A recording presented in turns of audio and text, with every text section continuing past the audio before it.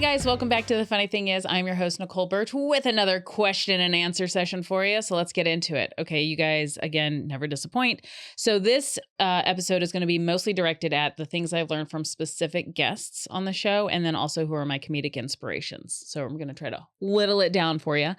One thing, if you guys remember when I had Eddie Pence on, he's a stand-up comedian, absolutely hilarious, and he has now, I think, a 15, 16-year-old son. So we were talking about parenthood, and one of the things I think that stood out the most when becoming a parent that surprised me was how freaking emotional I can get now. And he agreed. He goes, "Oh, I'm just I'm a blubbering idiot from now on. Like, I just cry. I cry at Charmin commercials. You guys know the commercials where the bears are like, they go into the bathroom, the mommy and daddy bear, and they help the little baby bear wipe his butt, and he needs a 2-ply. I weep at that stuff. I want you guys to know a guy broke up with me one time in college because he said I had no emotional depth. So now I'm just like open veining it out here emotionally. Like, I cannot control it. I watched her rehearse for a recital that wasn't going to take place for 4 weeks. And the first spin she did, wept like a baby. And she's like, "What's wrong?" I was like, "These are happy tears. You're just so beautiful." Life is weird. Okay. Now I'm just tapped into that stuff all the time. I can't even like get away from it. Another thing about being a parent that surprised me, because he talked about his wife, and she has an autoimmune disease. I have an autoimmune disease, but we were talking about that. One of the things that surprised me was I've always ran hot. So much so that when I was in college, even when it would snow, I would wear flip-flops. And I was in a sorority, so the house mom would be like, "You're not supposed to be wearing flip-flops. That's not ladylike, blah, blah, blah." I'm like, "Have you met me? I'm not ladylike." So I would wear flip-flops in the snow because my feet would run so hot. Here's an interesting thing. After I had my daughter, I delivered her. My body temperature dropped 2 degrees, and I've been freezing ever since. And if you're wondering what Everly's like, she's a furnace. She came out hot, like 62 degrees is her like comfort zone. Mine is now 78. Like, she took literally physically, physiologically took the heat out of my body and is just carrying it around with her and rubbing it in my face. I don't know the science behind that, but that's what it is. Now I'm cold all the time. Okay. Yeah, that's something that's absolutely weird and I can't explain. Let's see. Sleep. We talked about on 3 different podcasts, what's your favorite thing? And I've had 2 women and 1 man say that sleep is their absolutely most favorite thing that they could do. And I want to double back on that because I remember doing sleepovers. And you know that prank where they put your hand in like cold or warm water and or I think it's warm water, right? So they try to get you to pee, or they freeze your bra. Right? Ladies, remember that? It's like, let's freeze her little training bra, right? I love sleep so much that eventually I would go over to my friend Stephanie Edwards' house. And I remember this. She had the biggest house.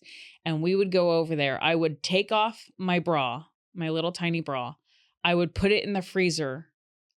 Okay. Then I would go get a warm cup of water, put my hand in it, put my eye mask over it, and just go to sleep. They're like, "What? You're not staying up for the games? You're not staying up to..." No, I'm not staying up for this. Is a sleepover. It's not called a party over. It's called a sleepover. And I'm here to sleep. I'm here to get some good rest. What are you guys here doing? So I'd be asleep by like 7:00 and they would all be up till midnight. It was really annoying. I don't know why I kept going to sleepovers, because I just wanted to take a long nap. I love sleep. It's my favorite thing. It is the one thing that when Everly was born, obviously new parents don't get sleep, that caused the most destruction to my body, hands down. I know if I would have gotten 12 hours of sleep the first 5 days, I would have healed 1,000 times faster. But you obviously don't get those. And everybody's different. I know a lot of women that are like, "I just need 6 hours." I need 10. I need minimum 8, preferably 10. So now my kid's like 5.5. I still go to bed I try to go to bed when she goes to bed and wake up when she wakes up. It's weird how much I need sleep. And I love it more than sex, chocolate, food, sleep, baby. That's what I want. Someone asked me if I had a superpower, what would it be? Number 1, that I could sleep all day. That's it. That's all I want to do. Take those napskis, have a really good dream, fade in and out of consciousness, like feel like I'm on 4 Benadryl. Oh, heaven. Second thing, and this is going to throw you off. Second superpower I wish I would have had is that I could live my whole life and never have to take a sip of water. Okay. I'm talking to you, the girls with the Stanley cups, the 32-ounce Stanleys that are sipping on their waters all day long. They can't get hydrated enough. They love the taste of nothing going down their throat. Ooh, it tastes like nothing. What do we do? I went to a doctor in college, like just a regular checkup. And she goes, how many glasses of water are you drinking a day? And I was like, a day? Let's start at a month and work our way back. What do you mean a day? Like, I'm drinking beer. Does natural light count? Like, what do you mean? Who drinks water? She's like, do you ever like exercise? And I was like, yeah, I run campus every day. I did cross country in high school. She goes, you did cross country and you don't stay hydrated? I was like, I feel very hydrated. If I felt dehydrated, I would drink water. And by the way, this is before all of your passion fruit flavored liquid IVs and all the powders you could see. Like, when companies start making money because they have to flavor tasteless products, it's because the product's bad. Okay?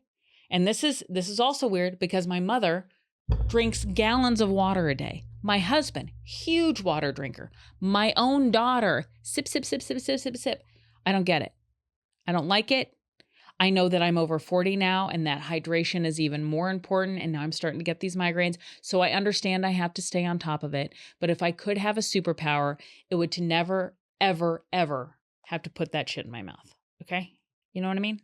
Mommy no likey. That's my rant on water. Very aggressive. Sorry about that. Let's see. Somebody asked, one thing I've discovered from a lot of people when they dip into depression, some of them had like serious clinical depression and some of them were going through a rough time. So it was like, what we call seasonal depression or event depression. And the general theme that I found that they all had to get out of that depression, clinical depression is different, obviously, some of that required medication, but to get out of that is to give. So if you're continually spiraling, my life sucks, I don't like where I'm at, the world looks bleak, the majority of people that get out and do something, philanthropy, work at a food kitchen, go through their closet, comb out everything, donate everything to like Salvation Army or wherever you want to donate. And don't come in my comments and now tell me that Salvation Army, so I don't want to hear it. Just like find a good place that you want to donate and then donate it to. And that's the other thing that's driving me nuts is people are forgetting about intention, which we're going to get to that in a second. But do something for other people. And I'm going to suggest this. If you're having a bad day, week, month, year, right? And, they told you to wait till 2025. They lied. What are we doing? So just start texting 5, 10 people, start with 3, start with 1, text one person, be like, hey, thinking about you today. Just wanted to check in, see how you're doing. Don't make it about you. You're not allowed to talk about yourself for the first 5 text exchange, even when they ask you about yourself. You can only make it about them and how much you care for them and if they need anything and you want to help them, because there's something that automatically happens in your brain where you are no longer focused on yourself. You're only focused on somebody else and their well-being. Your self-esteem goes up, your confidence goes up, your energy goes up, your vibration goes up. Everything increases just by checking in on somebody, taking that might only be 10 minutes before you're having an exchange. And then they ask you, how are you doing? I guarantee you your answer is going to be different than had you answered the very first second they asked. So it's like literally just checking on other people is like such a huge game changer. And then turn that into like donating your time or like philanthropy, doing something bigger it's just going to keep doubling down on making all of your levels go back up. That was kind of a general consensus. I would say the other thing I would say is that women, and I touched on this on the last episode, women are the hardest on each other, especially on social media, especially in the comments. And a lot of this was like through Jen Sturger, Sylvia Sage, I think even Jody Miller and I talked about it for a little bit, but there's this thing where women, if we are there to empower each other, the world would change. unfortunately, there's something innately, and I don't know if I don't want to use the word patriarchy because it's been so overused and, made into this monster of a word. But there is something about us that is innately competitive. And if a mother posts something about, hey, which formula do you think I should feed my kid? You already know. If I say that, what goes through your head? What are the comments going to look like? It's going to be nothing but, well, there's going to be like 3 suggestions and 800 hate comments about how breast is best. Then somebody else is going to get on there and be like, well, actually fed is best. And then they're going to be fighting with each other in the comments, which, by the way, is great for an algorithm, but terrible for society. Don't write. Don't write. She asked you which one's the best formula. If you don't have an opinion on which one is the best formula, don't even bother writing. It's going to make your day so much better. I promise. You don't have to engage in that. You don't have to share your 2 cents because you're not answering the question she asked, right? And Jen Sturger was one. She's the one who is part of the Brett Favre dick pic scandal. And with that, to this day, even having her as a guest, where she says she never met the guy. She isn't the one who exposed the story, which has come out as fact because Deadspin stole the story. That she didn't want it to get out because she knew what would happen, which is what? Her name would get out. She would be called a homewrecker, even though she never met the guy, and she would never be working in sports again. All of that actually happened. And she is the guest out of, 60 guests she was season 1, right? She was the one who still gets the most hate online. Now, a lot of them are Brett backers because, he could throw a spiral. And then the rest of them are women because she was labeled a homewrecker. And I remember back then, the George Stephanopoulos, the episode that he did on whatever network he was doing on when he interviewed her. By the way, it was like an hour-long interview. They took out 5 minutes and that's what they aired. I think it was 60 minutes or something. And the 5 minutes they aired, he didn't ask the question, have you ever met this guy? I think he asked it in the full interview, but they didn't post that. So they put this 24-year-old out there to hang. Just unbelievable. And the guys that hate her and hate on her, like whatever. They're just sports bros, I guess, or just, incels, one of the two. But the women that come after her, I'm so baffled by that because you could not pick, other than her wearing bikinis and doing Playboy magazine, you couldn't pick a more innocent person. And the people that think that, a lot of comments, because the Netflix special just came out, a lot of the comments for Jen were, well, you sold sex and then you were surprised he sent you a dick pic. She's like, I'm not surprised he sent me a dick pic. I'm surprised I lost my job because I didn't fuck him. That's what the whole story's about. And people just keep missing it because they want to label women a certain way. And then women want to double down on that. It's not fair. I also think mom talk and moms of Instagram are, like any comedian, I wanted to do so much mom stuff. I did one video where I'm like, what my kid eats in a day. And it did okay because I think at that point, all my followers had followed me for a while. So it didn't get out to a lot of new people, but had that got out to a lot of new people, I would have been vilified. The moms of TikTok are some of the most judgmental, and and I'm just asking if you could stop doing that. Like, I don't know, when you get those hot thumbs, when you get your cell phone out and your thumbs are real hot and you're like, oh, I can't wait to write this in because I learned this fact yesterday and I really got to share it with this mom who hasn't slept in 6 weeks. She's going to love it. Just don't. Take a chill pill. Realize like every mother's journey is different. The moms that compete I was a single mom, but I wasn't a single mom who had no one and who was, living in an island by myself and I had to forage food. And I guess that would be the worst case, right? Because if I say I'm a single mom and somebody else has like 50-50 custody, they've had it since the kids were born, that's a very different single mom. And I don't look at that mom and think, oh, you lucky bitch. I just think we have different experiences and that's okay. And I want to learn from your experience and you can learn from mine. We had a guy write in. He he did, I think, oh, this was on a live that I did on Facebook. And back when I was doing lives.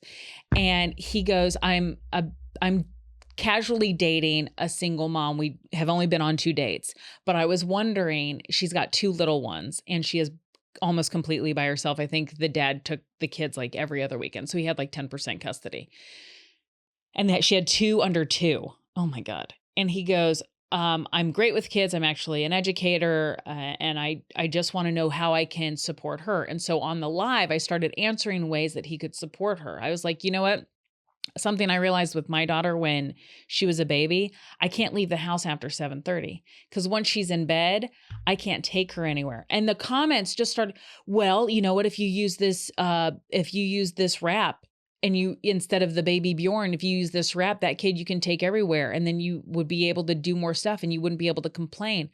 I'm like, first of all, my kid is not a heavy sleeper. She's a light sleeper. If I get her up, she's ready to play. And I was teaching her sleep structure. So I'm like, not going to do that. Anyway, but you don't want to, this is me again trying to justify something. It's like, just let the guy who asked a question allow me to answer it based on my perspective. So I said, get Grubhub gift cards so that she can order food, because there are so many times I still do this. Matt gets so upset with me. I will go to a grocery store. I will buy a bunch of groceries and I will get home. And he's like, what are you having for dinner? And I was like, I didn't get myself any food. I got your food. I got all of her food. I forgot to get myself food. At 7:30 at night, you can't go to the grocery store. You might be stuck with sick kids. You might be stuck at home with kids that need to sleep and not be up in a wrap or whatever. And if you can order food, oh my God, that saved my life. When anybody would give me a Grubhub gift card, I was like in heaven. It was just easy. I didn't have to worry about it. Grocery gift cards. I even said like an occasional massage, but then you have to be like, well, who's watching the baby while you're getting a massage?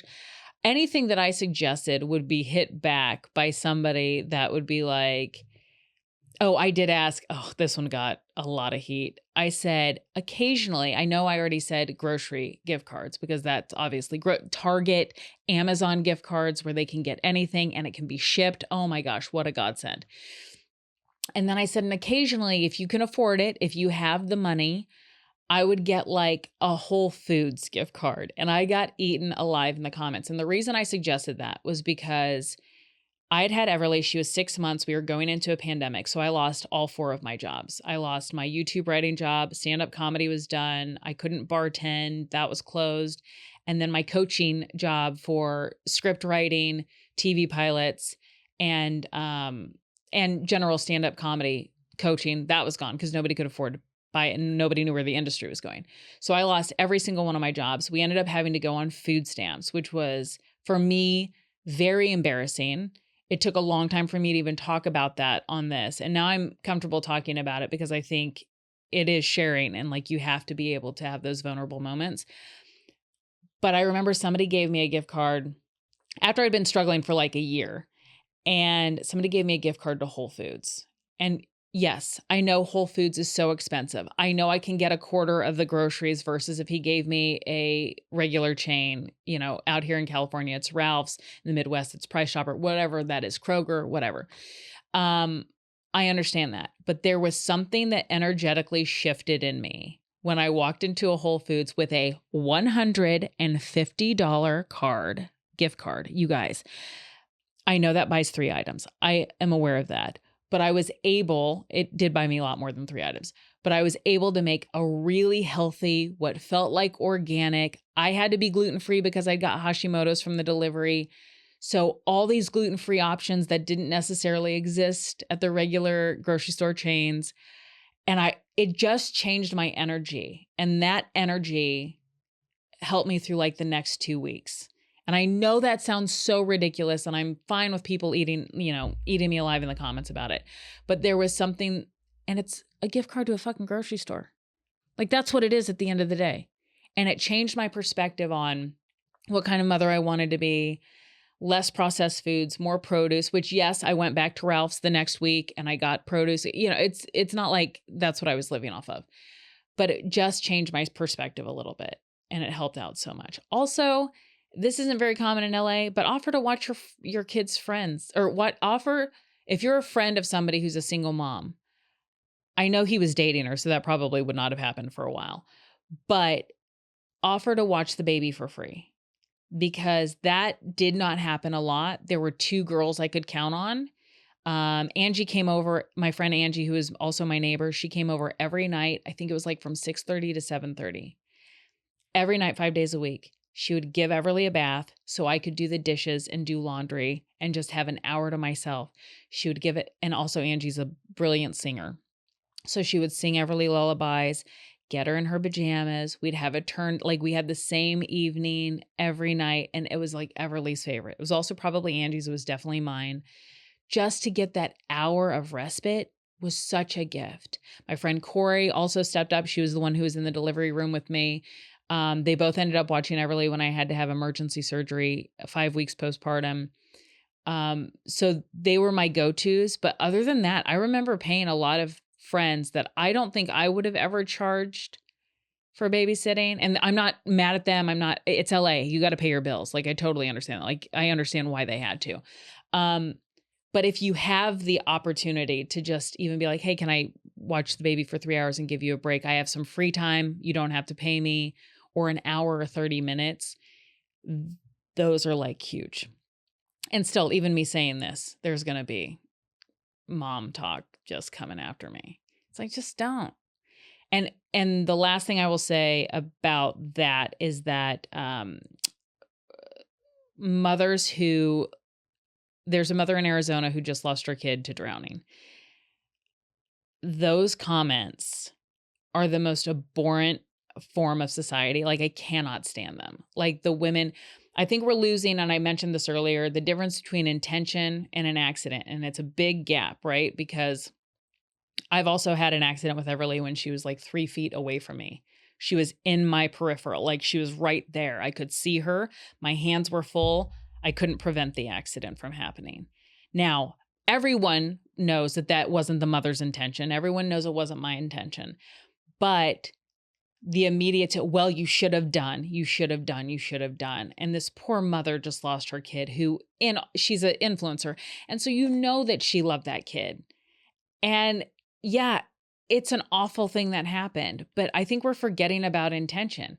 If it wasn't the intention, don't make someone's life worse because you need to share your opinion on the dark web. And it's basically a dark web, even though it's not, because you guys are making it dark, you know? So like, if you don't have to do that, if you don't have to get those hot little thumbs going, then maybe sit that one out. You know what I mean? Yeah. I think women, if we could just come together better. I mean, like, also my biggest allies are women. So I say that I come from a long line of female matriarchs. I cannot picture any woman in my family getting online and writing hate comments. A, because they'd be enjoying life too much that they just wouldn't even think about it. But they just they're not really mean. You know what I mean? Like, you want to support women. That's just how I was raised. Like, you just always support women. So there's that. I think that covers a lot of the lessons that I've learned. And then the other question is, who are my biggest artistic influences? And I will say this, when I moved into my first apartment, this would have been 2012 maybe, in Larchmont, which is like a nicer area. But we lived in we called it the Ugly Stepsister building. So it was across from the Wilshire Country Club. It was it was right in between the El Royale and the Country Club Manor, which were beautiful. And those were like 16-story buildings. In between was this, people thought it looked like a psych ward, and it was 5 stories tall because every time they would build it in like the 1940s, it kept collapsing. So they just stopped at 5 floors. And it did look like a psych ward until you got into the apartment. And then the apartment itself was beautiful. 15-foot ceilings, nothing but windows and natural light everywhere. Huge walk-in closets. And this was a 1-bedroom, and I had 2 huge walk-in closets. But when I moved in there, I remember being like, oh, I want this to be a place where I can focus on my career. So nothing but inspiration everywhere. So I put up a wall of all the women that inspired me. And I think I'll try to find the photo of it. And when you see it, you'll definitely see that It was definitely my first apartment because it's decorated like a 12-year-old decorated it. But I had photos of, I think this is right, there were 8 women. So I'm going to guess that this is who they were. Jane Curtin, Diane Keaton, Tina Fey, Melissa McCarthy, Lucille Ball, Wendy McClendon Covey. And the other ones, I'm pretty sure I had Carol Burnett, Betty White, and Kristen Wiig. But I think I'm forgetting one. But I'm going to post the photo of that so you guys can see it. And there was something about seeing those faces every day where it's like, A, this is possible. B, you just have to be funny. Just stick to the funny. Don't let the politics, this is a man's organization type shit get in the way, because none of those women did. So those were my inspirations. And yeah, and I got to meet some of them, which is amazing. I got to meet Melissa McCarthy, Kristen Wiig. I was so close. Oh, Wendy McClendon Covey I've gotten to meet. Granted, these are all through the Groundlings, so that was a lot easier. And then I was so close to meeting Jane Curtin, and I missed her by like 8 minutes. I was so sad because she was the first one I put on there, because she was like the original cast of SNL in 1975, and she was the one that I was like, oh, you can play the straight woman and still be like the funniest person on the show. You know what I mean? I mean, I know not like her doing the news program on SNL to me was like hilarious. Even though most people think the funniest bit is Chevy Chase going, Jane, what did he call her? Jane, you dumb cunt, or something like that. It's just like fucking terrible. But no, I always really liked her. And yeah. So those are my inspirations. And let's just go into this week and be more inspirational. If you guys are known for making a lot of comments on other people's videos, my hope for you is that this week, 0 negatives, and that you just start your week off with 5 positive comments. I want you to pick 5 random videos. I want you to heart them. I want you to comment something lovely, and just see if that doesn't make your day better, because the negative stuff you put out there just is going to keep coming back to you anyway, right? And we got enough of it. It's 2025. What are we doing? Yeah, you know what I mean? Oh, somebody asked how I feel about Los Angeles. And I said, this is how I'd say it. I live in West Hollywood right now. My friend Justin just moved to the area, and he goes, oh my God, tell me all the best places you like to walk to eat and have drinks. And I was like, oh my God, I'm so excited to tell you. Village Idiot, well, that's closed. Darkroom, that's closed. Spartina, well, that closed. And then Mama Jello was this new, well, that it didn't make it 6 months. And then we really like Las Perlas, but they did just change their kitchen and now their food's not good. And then this other place is like, that's what LA feels like right now, is all of these staples are either closing or changing their meals or their menus. My mom stays at a hotel where there's always been this really cool restaurant attached, and now they're closing at like 3 p.m.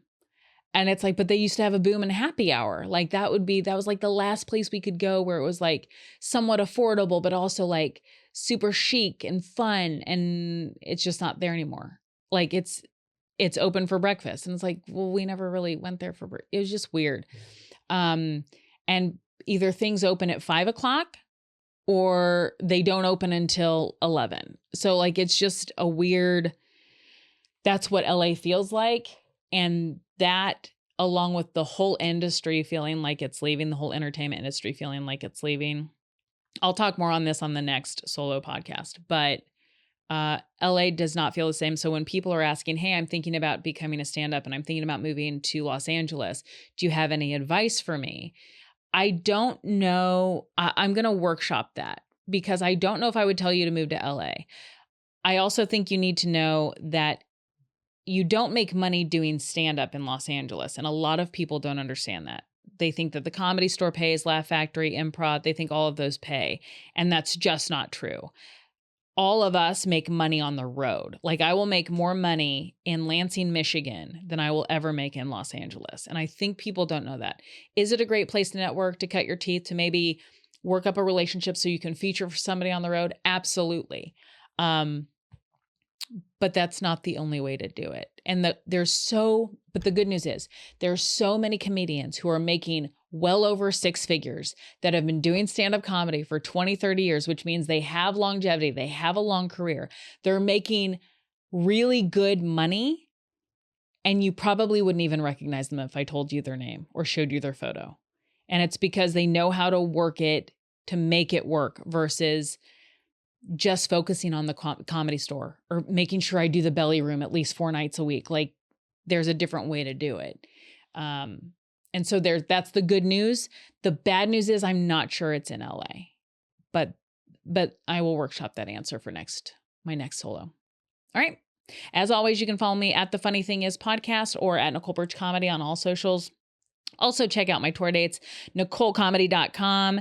Buy your tickets there. I'm going to be heading to Arizona, New York, Connecticut. There are some fall dates that I have in Washington and then also Oklahoma. So check those out and I'll see you on the road. See you then. Bye.